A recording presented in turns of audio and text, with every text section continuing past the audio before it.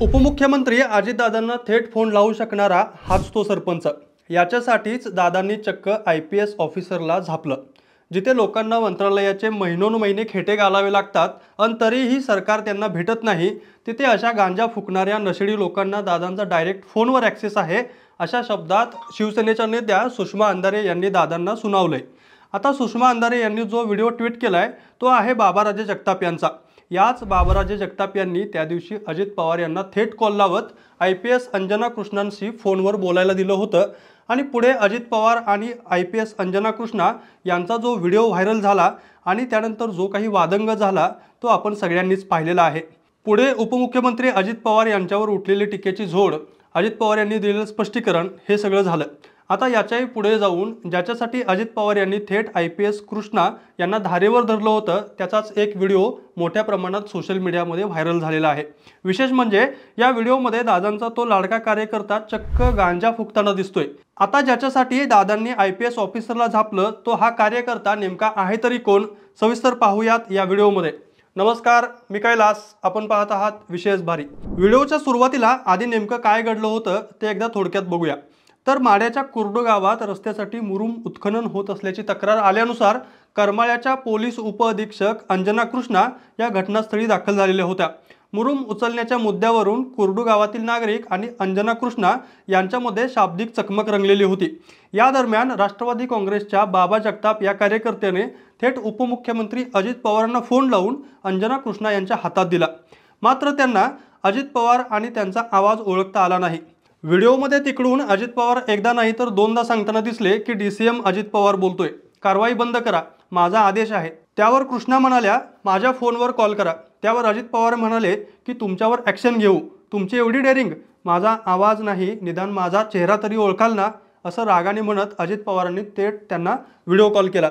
यावर कृष्णा बांधावरच बसल्या आणि अजित पवारांशी बोलताना दिसल्या। यामध्ये अजित पवार कार्यवाही थांबवण्याचे आदेश देत असल्याचे पाहायला मिळाले।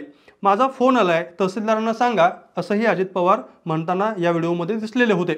पुढे या व्हिडिओनंतर अजित पवार जे राज्याचे उपमुख्यमंत्री आहेत त्यांनी अशा पद्धतीने अधिकाऱ्यांना दटावल्यामुळे त्यांच्यावर टीका केली जाऊ लागली। मात्र यानंतर या प्रकरणाबाबत राष्ट्रवादी काँग्रेसकडून स्पष्टीकरण देण्यात आलं होतं। यामध्ये विरोधकांकडून खोडसाळपणा केला जात असून अपप्रचार करण्यात येत आहे। शेतकऱ्यांचे म्हणणे ऐकून त्यांच्यावर कारवाई करा असं अजित पवार यांचं म्हणणं होतं, परंतु ते दम देत असल्याचा खोटा प्रचार करणं अयोग्य आहे असं स्पष्टीकरण त्यांच्या पक्षानं दिलं। आता याच्याही पुढे जाऊन ज्याच्यासाठी दादांनी थेट IPS कृष्णा यांना झापलं त्या दादांच्या कार्यकर्त्याचा हा व्हिडिओ सुद्धा सोशल मीडियामध्ये व्हायरल होतोय। या व्हिडिओमध्ये तो नशा करताना दिसून येत असून त्यामुळे त्याच्या अडचणीमध्ये भर पडण्याची शक्यता व्यक्त केली जात आहे। याच कार्यकर्त्याने 31 ऑगस्टला अजित पवार आणि IPS अंजना कृष्णा यांचा संवाद घडवून आणला होता। तेव्हापासून त्यांचं नाव प्रचंड चर्चेत आलंय। बाबाराजे जगताप असं या कार्यकर्त्याचं नाव आहे। बाबाराजे जगताप हे माढा तालुका राष्ट्रवादी काँग्रेसच्या अजित पवार गटाचे अध्यक्ष आहेत। त्यांचा 31 तारखेच्या या प्रकरणात मुख्य सहभाग होता। दरम्यानच्या काळात बाबाराजे जगताप यांनी मात्र आपली बाजू मांडताना असं सांगितलेलं आहे की हे काम ग्रामपंचायतीमार्फत कायदेशीरदृष्ट्या सुरू होतं। खोटी माहिती देऊन या कामाला अवैध ठरवलं गेलं। यामुळेच मी पक्षाचा कार्यकर्ता म्हणून आमचे नेते अजित पवार यांना संपर्क केला, त्यांनी अधिकाऱ्यांना वस्तुस्थिती स्पष्ट केली असं त्यांनी म्हटलेलं आहे।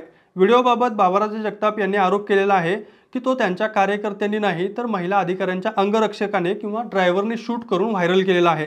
या व्हिडिओचा उद्देश अजित पवार यांना बदनाम करणे हाच आहे असा दावा सुद्धा जगताप यांनी केलेला आहे। आता याच बाबाराजे जगताप यांचं नाव यापूर्वीही वादग्रस्त घडामोडींमध्ये प्रकरणांमध्ये आलेलं आहे। त्यांच्या विरोधामध्ये अवैध मुरुम उपसा, सरकारी कामात अडथळा आणणं आणि अधिकाऱ्यांना धमकावणं अशा प्रकारचे गुन्हे सुद्धा यापूर्वी दाखल झालेले आहेत। आता त्यांचा नशा करतानाचा व्हिडिओ उघड झाल्यानं त्यांच्यावर पुन्हा एकदा राजकीय आणि कायदेशीर दबाव आणि टीका वाढली आहे। दुसरीकडे विविध स्तरातून IPS कृष्णा यांना मोठ्या प्रमाणात पाठिंबा मिळताना दिसतोय।